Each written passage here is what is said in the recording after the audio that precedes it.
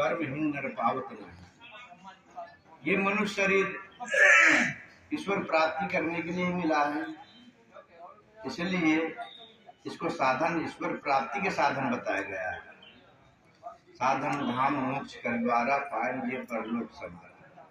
ये साधन मोक्ष गति ईश्वर प्राप्ति करने के मिला है। और जो इसे पाकर के जो अपने को जीवन को कृतार्थ नहीं करता है, तो वो जो पशुओं के ऐसे कर्म करते हैं वो पशु योनि में जाते हैं, भूत पिशाच के ऐसे कर्म करते हैं भूत पिशाच योनि में जाते हैं, जो मानव के जैसा कर्म करते हैं वो मनुष्य में जन्म लेता है, और जो उससे भी अति निकृष्ट कर्म करता है वह 84 लाख योनि में जाता है। लख 84 भूत के पग पे अटके आए, अब की पासा न परे फिर 84 जन। 84 लाख योनि है।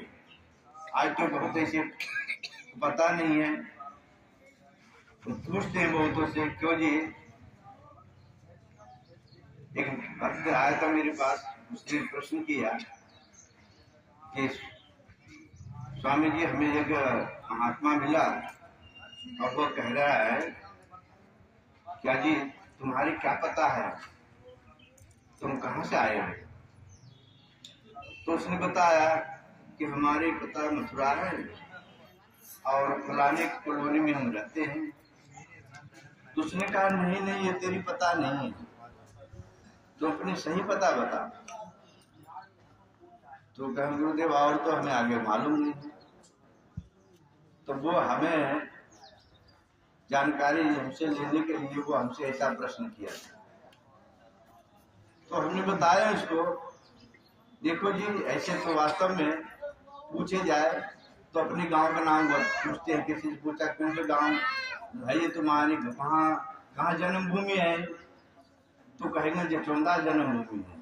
और वास्तव में उसे पूछे जाए तो जचोंदा में तो जन्म नहीं लिया था, जन्म तो हॉस्पिटल में लिया था, नाम जचोंदा हो गया। तो ऐसे असल पता है जो वो पता नहीं है। तो हमने बताया देखो ऐसे ही है, इस शरीर की पता बताता हूँ। इस शरीर की पता, इसकी अंतिम पता है श्मशान घाट। ये शरीर चाहे जहां भी कहीं भी शरीर को त्यागेगा, इस शरीर की पता है श्मशान घाट। श्मशान घाट में जाकर के शांत हो जाएगा।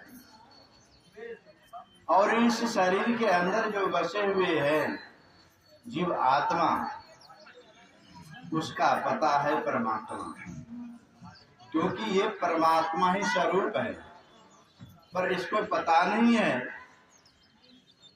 इस कारण से ये अपने को जान नहीं पाता।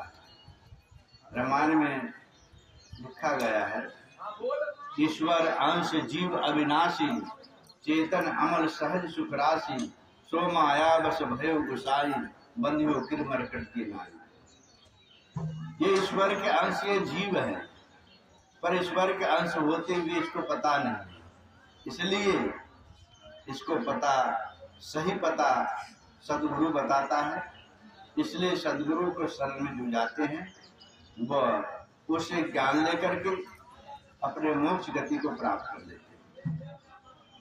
इसलिए मनुष्य को चाहिए, समझना चाहिए कि मैं मनुष्य हूँ, मनुष्य शरीर मिला है, ये शरीर कब तक रहेगा? बाल अवस्था है, किशोर अवस्था आई, जवानी आई, बुढ़ापे आया, बुढ़ापे के बाद फिर मरघटा में पहुंच गया। इसके बाद ये जीवात्मा गया कहाँ? इसलिए कहाँ से आए, कहाँ जाना है तुझे पता नहीं। इसलिए समझना चाहिए, सुनो समझो और विचारो। केवल यूं ही जीवन मत बिताओ, साथ साथ मोहि कपट छल छिद्र भावा, निर्मल मन जन सो मोहि पावा। समय समय पे अपने में विचार करो। देखो जो मनुष्य अपराध करता है वो अपराध कर्म करने वाले को क्या सजा मिलता है। अपराध कर्म करने वाले को समाज में किस दृश्य देखे जाते हैं, और उसे अपराधी को तो पुलिस भी नहीं छोड़ता है, और ऐसे अपराधी को पुलिस दंड दे करके जेल में भेज दिए जाते हैं। तो उसी प्रकार से जो पाप कर्म करते हैं, जो अपराध करते हैं, जीवों को हत्या करते हैं, जीव को सताता है, वह मनुष्य को सजा देने के लिए यम के दूत आते हैं पुलिस बन करके, और वो उस जीव को फिर ले जाता है, और ले जा करके यमराज ने उसे सजा देते हैं, और उसके बाद उसे नरकों में डाल दिया जाता है, और फिर वहाँ पे वह जीव तड़पती हुई वो अपना कर्म के फल को भोगता है। इसलिए ये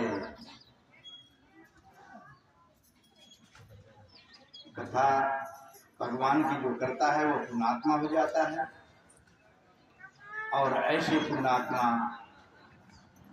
ही ईश्वर को प्राप्त करने के अधिकारी होता है। इसलिए सभी लोगों को पुण्यात्मा बनना चाहिए, और नित्य प्रतिदिन भगवान की भक्ति पूजा अवश्य करना चाहिए, और शाकाहारी बनना चाहिए, शाकाहारी जीवन बिताना चाहिए। जो आज के हमारे सत्संग सुनना होगा, सुन रहे हैं, तो जो भी कोई अशुद्ध भोजन खाते हो